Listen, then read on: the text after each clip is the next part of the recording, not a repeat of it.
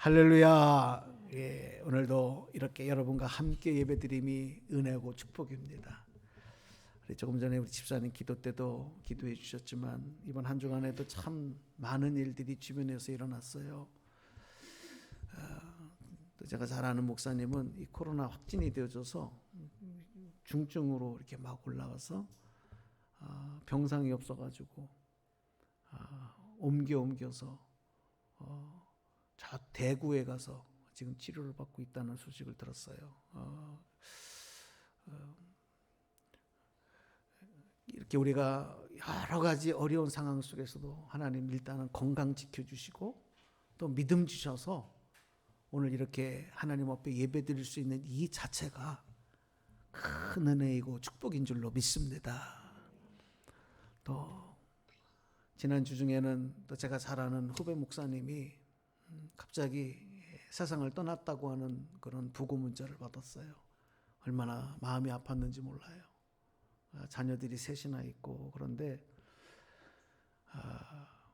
참 안타까운 그런 일들이 참 많습니다. 오늘 생명 주시고 살려주셔서 이렇게 예배자로 주님 앞에 사명 감당할 수 있음, 다른 거 다 뒤로 하고도 이 자체만 갖고도 감사하며 영광 돌릴 제목이 되는 줄로 믿습니다. 예. 사랑하는 우리 성도들과 함께 이렇게 예배드릴 수 있으면 얼마나 복된 일인지, 어려운 때일수록 이 감사가 더 사무치는 것 같아요. 오늘 우리 강림절, 예수님의 오심을 기다리는 절기를 지나가면서 오늘은 광야에서 여호와의 길을 예비하라, 이렇게 본문을 가지고 제목을 정해봤어요. 우리 그리스도인들의 신앙생활에서 정말 중요한 영성이 있습니다. 여러 가지 내용들이 많지만 정말 중요한 게 뭐냐면 한번 저를 따라서 해보실까요? 기다림의 영성. 예, 기다릴 줄 알아야 돼요. 기다림의 믿음을 소유해야 되는 게 정말 중요합니다. 이 기다림이라고 하는 말, 이 단어를 긍정적으로 표현하면 이걸 소망이라 이렇게 쓸 수 있습니다. 소망. 그리고 이 소망의 신앙, 기다림의 영성은 뭘 기다리는 거냐? 그냥 막연한 것을 기다리는 것이 아니라 하나님의 일하심을 기다리는 거예요. 하나님의 일하심. 내 자신의 이 복잡하고 변화무쌍한 인생에 대해서도 하나님의 일하심이 있기를 소망하고 그 일하심이 나타나기를 소망하는 거. 그리고 또 우리가 많은 사람과의 인간관계 속에 살아가잖아요. 그 사람과의 인간관계 속에서도 알 수 없는 많은 복잡한 일들이 벌어지는데 그때도 하나님의 일하심이 나타나기를 소망하는 거. 그리고 이 세상에 돌아가는 수많은 일들 속에서 내일을 알 수 없는 많은 일들 속에서도 하나님의 일하심을 기다리는 믿음. 이게 소망의 믿음이고 이게 기다림의 영성이에요. 오늘 여러분 그 믿음 소유하시기를 축복합니다. 왜 우리가 하나님의 일하심을 소망하는지 아세요? 또 소망해야 되느냐? 하나님이 일하실 때, 하나님의 일하심이 나타날 때 하나님의 뜻이 온 천하에 나타나게 돼 있어요. 하나님의 뜻이. 그러므로 믿음의 사람들은 하나님께서 모든 것을 명백하게 드러내시고 정리하시고 또 하나님의 뜻을 나타내 보여주시기까지 내가 섣불리 판단하면 안 돼. 기다릴 줄 알아야 돼. 그래서 인내의 믿음, 이게 오늘 특별히 현대를 살아가는 우리에게 너무너무 중요한 거예요. 이 기다림의 영성을 갖지 못한 대표적인 이유가 뭘까요, 여러분? 참지 못하기 때문에, 오래 참지 못하기 때문에, 성급하기 때문에, 빨리빨리 그 결과를 보고 싶기 때문에 그래요. 기다린다는 건 답답하거든요. 특별히 여러분들 중에도 성격 급한 사람 있죠. 저도 예전에 성격이 엄청 급했는데 갈수록 조금씩 그 스피드가 좀 줄어드는 것 같아서 다행이에요. 성격 급한 사람들은 더더욱이 이 결과를 빨리 보고 싶어 해요.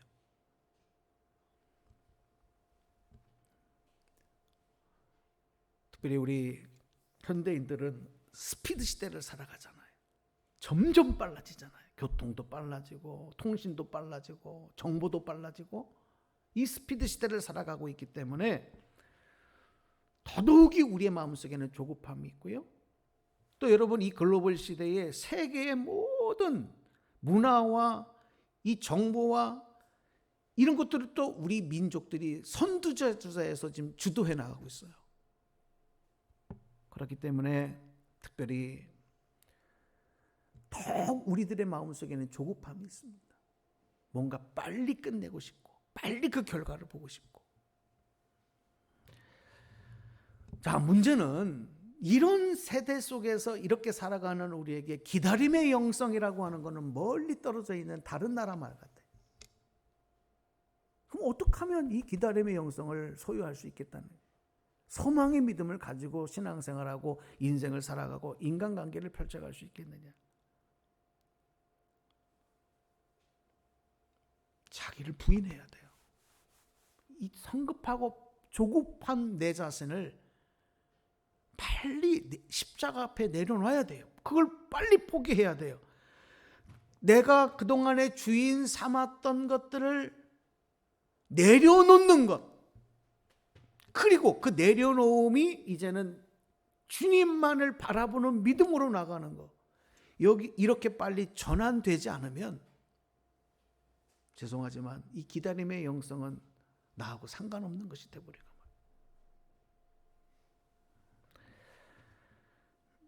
여러분 우리가 구주성탄을 기다리는 이 강림절의 절기의 핵심도 뭐냐면 이 기다림의 영성이 있어요. 자, 여러분 우리 2000년 전으로 돌아가 보면 예수님이 태어나실 때 그때를 가보니까 예수님, 하나님의 아들이신 예수님이 이 땅에 태어나신 이 사건이 누구에게는 대단히 기쁜 소식이었고 또 어떤 사람에게는 굉장히 나쁜 소식이 되었어요. 그러면 어떤 사람에게 좋은 소식, 어떤 사람에게 나쁜 소식일까요? 같은 사건이. 기다림의 믿음, 기다림의 영성으로 준비된 사람들에게는 예수님의 탄생이 기쁜 소식이었지만 그 믿음을 준비하지 않은 사람들에게는 나쁜 소식이었다는 거예요.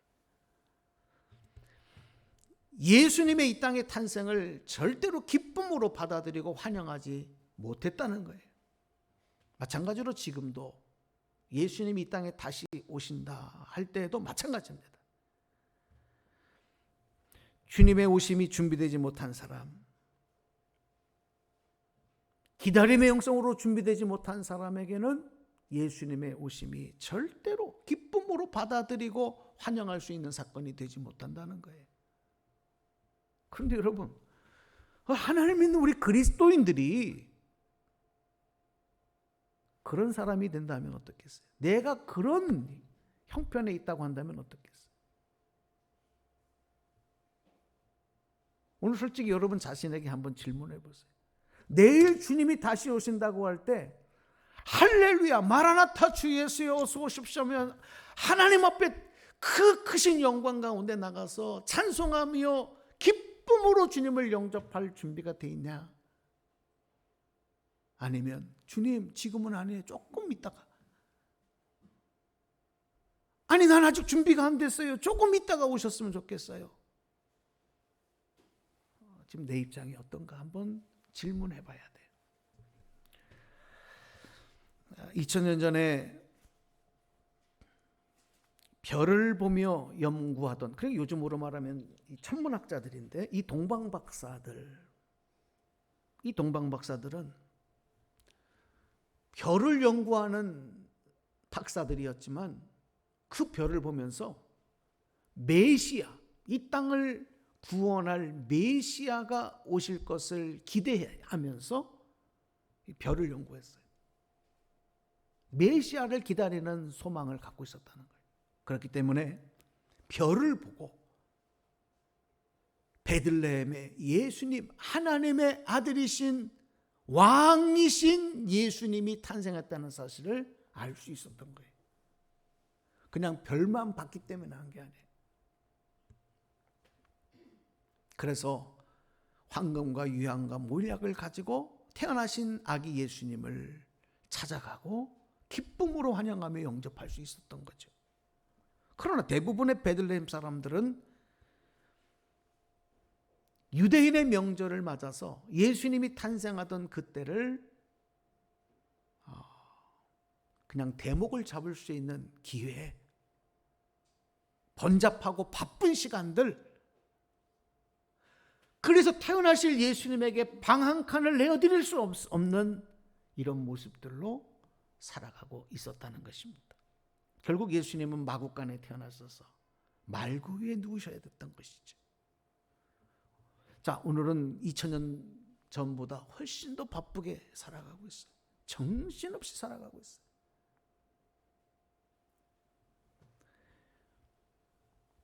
이런 시대를 살아가는 우리 그리스도인들에게 정말 이 기다림의 영성, 소망의 믿음을 준비하지 못한다고 한다면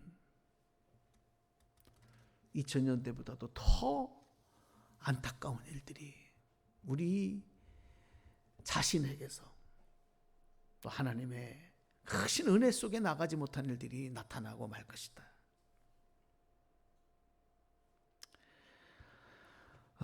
근데 참 하나님의 구원의 역사는 철저하게 계획되어져서 이루어져 가거든요.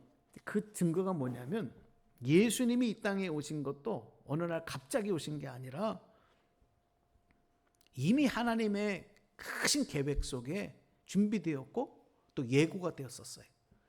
그러니까 예수님이 오신 이전의 시대를 우리가 구약 시대라고 부르고 예수님 오신 이후의 시대를 신약 시대라고 부르잖아요. 그 구약 시대에 활동하던 선지자들 중에서는 특별히 장차 이 땅에 오실 그리스도 메시아에 대해서 증언한 선지자들이 있어요. 이미 예수님이 탄생하시기 수백 년 전에 미래에 있을 일들을 예고한 거예요. 그 대표적인 두 명의 선지자가 한번 저를 따라서 해보세요. 이사야, 미가, 이 두 사람 선지자. 대표적으로 이들은 동시대, 그러니까 이스라엘이 분열되어졌을 때에 남한국 유다에서 활동하던 선지자들인데 약 BC 700년 전, 예수님 탄생하기 700년 전에 살았던 분들이에요. 이 미가 선지자는 그때에 예수님께서 탄생하실 장소가 유대 땅 베들레헴이라고 하는 것을 미리 예언을 했어요. 그리고 이사야 선지자는 그리스도이신 예수님이 이 땅에 오시는 방법, 태어나시는 방법, 그리고 그 이름에 대해서 예언을 합니다. 자, 우리 성경 말씀 한 구절 볼게요. 이사야 7장 14절 말씀을 표준세 번역으로 한번 읽어볼게요. 같이 한번 소리내서 읽어봅니다. 시작. 그러므로 주께서 친히 다윗 왕실에 징조를 주실 것입니다. 보십시오. 자녀가 잉태하여 아들을 낳을 것이며 그가 그의 이름을 임마누엘이라 할 것입니다. 아멘. 예수님 탄생하시기 700년 전에 이런 예언을 합니다. 그리고 더 나아가서 이사야 선지자는 이렇게 탄생하신 그리스도가 고난의 종으로서 온 인류의 죄를 담당하고 대속의 제물이 되어 죽으실 것, 어린 양의 대속 제물로 끌려가는 어린 양에 비유하며 예수님이 고난받아 죽으실 것을 예언을 합니다. 누구를 위해서? 죄인된 우리의 죄를 대신 짊어지시고 대속해 주기 위해서. 그런데 여러분, 놀라운 것은 700년 전, 예수님 탄생하시기 700년 전에 예언되어졌던 이 말씀이 지금부터 2000년 전인 유대 땅 베들레헴에서 그대로 성취되어지는 거예요.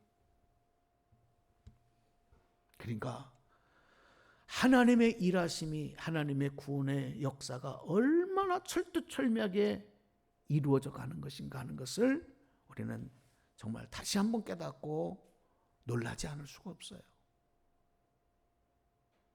오늘도 마찬가지예요. 우리는 우연히 모든 일들이 다 되어져 가는 것처럼 생각하고, 그 중에 나라는 내 개인의 생명과 인생이 펼쳐져 있다고 생각하지만 아닙니다. 내 생명을 모태에서부터 이미 조성하시고 나의 살아가는 날과 그 이전 이후까지도 하나님의 철저한 계획 속에 이루어지고 있다는 사실, 여러분 믿고 고백하시기를 주님의 이름으로 부탁드립니다.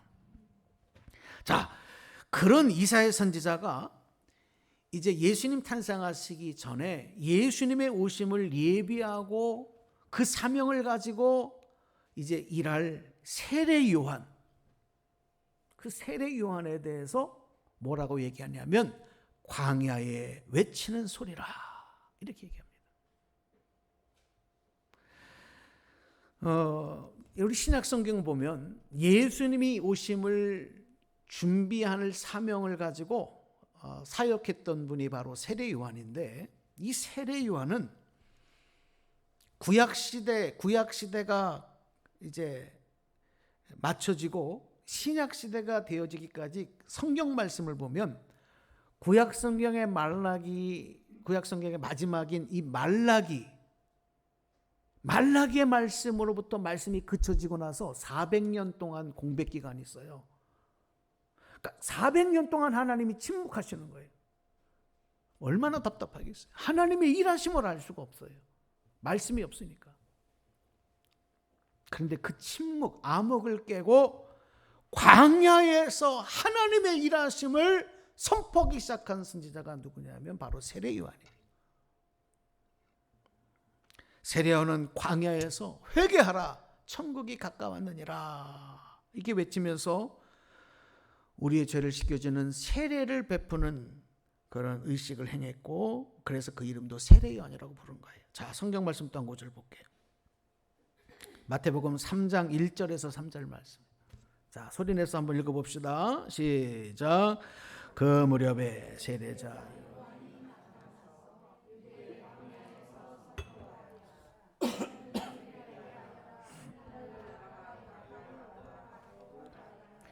이 사람을 두고서 예언자 이사야는 이렇게 말하였다. 광야에서 외치는 이의 소리가 있다. 너희는 주의 길을 예비하고 그 길을 곧게 하여.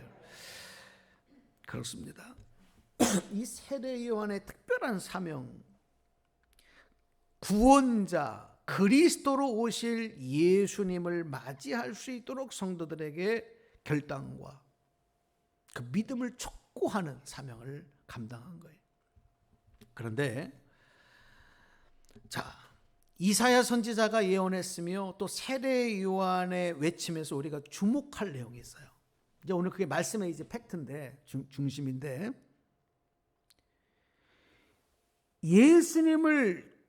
오실 예수님을 위해서 길을 준비해라, 길을 예비하라, 이렇게 말씀을 하는데, 예수님의 오시는 길이, 또 우리가 준비해야 될 길이 평탄하지 않다는 거예요. 아주 험난한 길이기 때문에 그 길을 평탄하게 준비하는 자만이 오실 예수님을 맞이할 수 있다, 이렇게 말하고 있다는 겁니다. 자, 이 말씀 우리가 주목해 봐야 돼요. 오늘 이사야 40장 3절 4절 말씀, 본문 말씀을 다시 한번 볼게요. 자, 집중해서 한번 읽어보겠습니다. 시작. 한 소리가 외친다. 광야에 주께서 오실 길을 닦아라.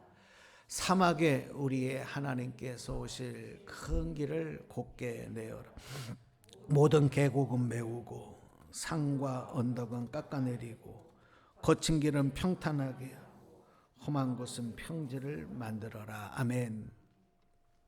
여러분, 주님의 오실 길을 예비하라. 오늘 세번역 성경에서는 광야에 주께서 오실 길을 닦아라, 이렇게 번역을 했는데, 길이 없는 광야.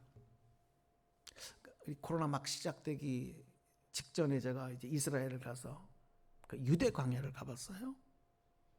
또 그전에는 출애굽한 백성들이 지나왔던 시내 광야, 거기는 완전 사막이죠. 유대 광야는 돌산으로 되어져 있고 시내 광야는 사막으로 되어져 있어요. 거기에는 길이 없어요. 길이 없어요. 그런 광야에 길을 준비하라, 길을 내라는 거예요. 근데 성경에서는요, 이 광야를 우리 세상, 우리가 사는 삶의 현장을 가리켜서 광야다 이렇게 얘기를 하는 거예요. 저와 여러분의 지금 살아가고 있는 이 세상과 인생이 광야와 같다는 거예요. 그러니까 때로는 우리가 어떻게 어디로 가야 할지를 몰라 방황하는 일이 나타나는 거, 이게 정상인 거예요. 광야 같기 때문에. 그러므로 우리를 위해서 오실 주님을 위해 길을 예비하는 것은, 이거 잘 아셔야 되는데, 길을 예비하고 길을 닦아라, 이거는 오실 예수님을 위해서가 아니에요. 우리 자신을 위해서, 오늘 여러분을 위해서 주시는 말씀인 거예요. 무슨 뜻일까?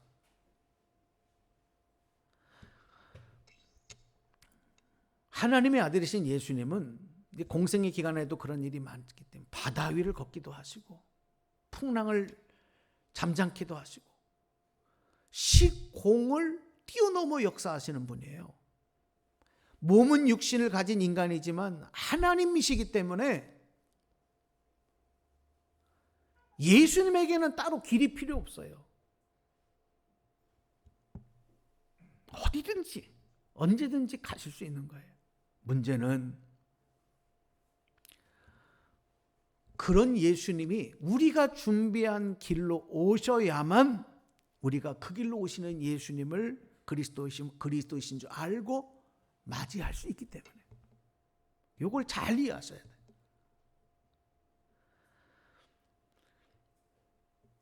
따라서 2000년 전에 예수님이 이 땅에 탄생하셔서 오실 때도 그 길을 준비하지 못한 사람은 하나님의 아들이신 예수님이 오셨어요.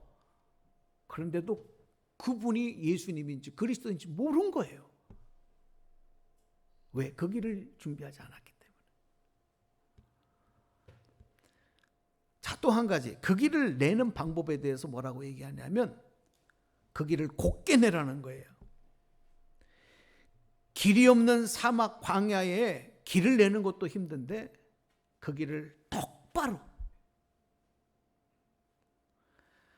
이거 얼마나 힘든 일입니까? 얼마나 많은 노력과 땀이 필요한 것입니까? 그럼 왜 그 길을 곱게 내라고 했느냐? 또 큰 길을 내라고 했느냐? 작은 오솔길을 내라고 한 게 아니에요. 큰 길을 내라. 고든 큰 길을 내라. 그 길로 오실 분이 바로 만왕의 왕이신 하나님의 아들 예수님이시기 때문에 왕이 걷는 그 길은 작은 골목길이 아니에요. 대로를 향해서 가거든요. 그러므로 우리 그리스도인의 기다림의 영성은 이 길을 예비하고 이 길을 내기 위해서는 가만히 있어서는 안 돼요. 아무것도 하지 않고서는 이 길을 낼 수가 없는 거예요. 신앙생활은 그래서 애씀과 노력이 필요한 거예요. 가만히 앉아서 떨어지는 사과를 받아먹을 준비만 하고 있는 것, 여기에는 절대로 하나님의 능력이 없어요. 마치 노아가 산 위에 방주를 만들기 위해서 120년 동안을 땀 흘리고 애쓰고 노력하고 그 기다림에 소망을 가지고 감당했던 것처럼 오늘 우리 신앙생활에는 애씀과 더하여 노력하는, 분투하는 이런 모습들이 나타나야 되는 거예요. 특별히 이런 어려운 시기에는 더합니다.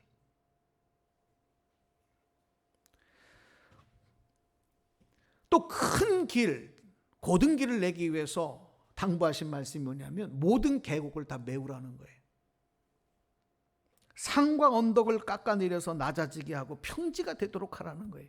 여러분 무슨 뭐 포크레인이 있는 것도 아니고 이거 거의 불가능한 일 아니겠습니까? 땅이 고르지 않고 울퉁불퉁한 곳은 평지로 만들라는 거예요. 얼마나 많은 수고와 애씀과 눈물과 여러분 희생이 필요합니까? 그게 있어야 된다는 거죠. 우리에게. 누구를 위해서? 우리 자신을 위해서.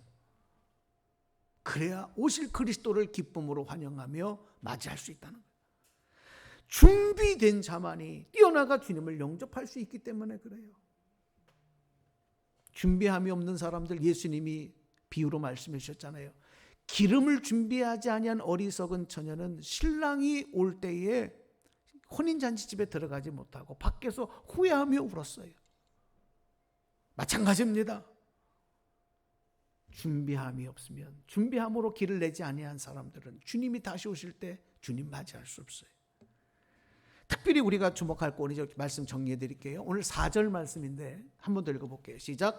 모든 계곡은 메우고 산과 언덕은 깎아내리고 거친 길은 평탄하게 하고 험한 곳은 평지로 만들어라. 자, 이 말씀이 환경적인 것만 의미하지 않아요. 우리 심령 안에 쌓여져 있는 상처들, 패여 있는 골짜기 같이 된 것들, 그런 거 다 있죠. 이거 메우라는 거예요. 뭘로 메워야 될까요? 말씀으로, 기도로, 하나님의 은혜로 메워야 될 줄로 믿습니다. 그래야 주님을 맞이할 수 있어요. 그 상처를 그대로 가지고 있으면 주님이 다시 와도 문 밖에 예수님을 세워두고 주님을 안으로 모셔드리지 못하는 거예요. 그런 성도들이 얼마나 많은지 몰라요. 왜? 상처 때문에. 깊이 난 골짜기를 그대로 두기 때문에. 그래서 오늘 특별히 우리 주님 오심을 기다리는 이 강림들 때 내 심령 안에 패여져 있는 깊은 좌절, 절망, 불신, 미움, 불신앙, 이런 깊은 골짜기들이 하나님의 은혜로, 말씀으로, 성령의 능력으로 채워지기를 위해서 여러분 주님께 도움을 구하고 기도할 수 있는, 노력할 수 있는 저와 여러분 되기를 부탁드립니다. 또 우리 삶에 있는 산과 같은 높은 장애물들을 깎아내어 제거해야 돼요. 왜냐하면 그 장애물이 예수님과 우리 사이를 가로막기 때문에. 이 산과 같은 장애물이 뭘 의미하냐면 우리의 교만이에요. 그리고 욕심이에요. 자기 주장, 자기 자랑. 그것이 여러분 우리는 나를 과시하는 것이라고, 그것이 나를 성공적인 삶으로 인도하는 것이라고 생각하지만 여러분 그게 바로 하나님과 나 사이를 가로막는, 오실 주님을 맞이하는 일에 그것을 가로막는 장애물이 된다는 거예요. 특별히 헛된 물질에 대한, 헛된 성공에 대한 욕망들, 여러분 이것을 깎아내야 된다.